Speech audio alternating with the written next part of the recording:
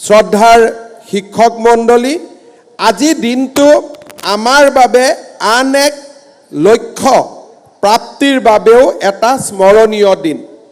বিগত নিৰ্বাচনৰ সময়ত মই সিদ্ধান্ত গ্ৰহণ কৰিছিলোঁ আৰু ৰাইজৰ আগত কৈছিলোঁ যে আমাৰ চৰকাৰ যেতিয়া শাসনলৈ আহিব, আমি 1 লাখ যুৱক যুৱতীক নিযুক্তি প্ৰদান কৰিম। আজি আমাৰ এই নিযুক্তিৰ প্ৰক্ৰিয়াত এই উপস্থিত শিক্ষকসকলক যদি আমি বাদ দিওঁ, তথাপিতো আমি 1,389টা সংখ্যাত আমি অৱতীৰ্ণ হ'লোঁ। অৰ্থাৎ আমাৰ ৰাজ্য চৰকাৰে গৌৰৱেৰে সৈতে আজিৰ দিনটোত আমি 1 লাখ নিযুক্তিৰ যিটো আমাৰ লক্ষ্য আছিল, তাক আমি পাৰ কৰিলোঁ। আৰু যদি আজি স্থায়ীভাৱে নিযুক্তি পোৱা 23,955জন শিক্ষকক আমি যদি হিচাপত লওঁ, তেতিয়াহ'লে 2021 চনৰ পৰা ৰাজ্য চৰকাৰৰ আমাৰ কৰ্মচাৰীৰ সংখ্যাত 1,24,345জন চৰকাৰী কৰ্মচাৰী লিপিবদ্ধ হ'ল। যোৱা স্বাধীনতাৰ পিছত 78 বছৰ পাৰ হৈ গ'ল, কোনো চৰকাৰে আজিলৈকে কেতিয়াও একেলগে 1 লাখ নিযুক্তি দিবলৈ সক্ষম হোৱা নাছিল।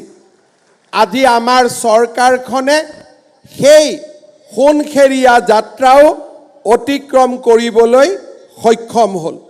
মই আশা কৰোঁ যে এই ধৰণে অসমৰ যুৱক যুৱতীৰ আশা আকাংক্ষা পূৰণৰ হকে আমি নিৰন্তৰ গতিত কাম কৰি যাব পাৰিম আৰু ৰাইজৰ আশীৰ্বাদত এই ধৰণে আমি আগুৱাই যাবলৈ সক্ষম হ'ম।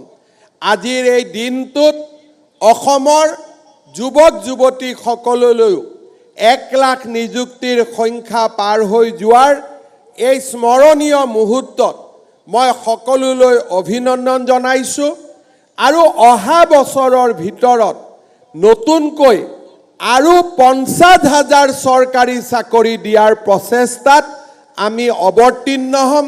শিক্ষা বিভাগ, আৰক্ষী বিভাগ, ADRE এই ধৰণে আমি আৰু নতুনকৈ 50,000 চৰকাৰী কৰ্মচাৰীক নিযুক্তি দিয়াৰ বাবে আমাৰ যি লক্ষ্য, সেই লক্ষ্যত আমি জঁপিয়াই পৰিম।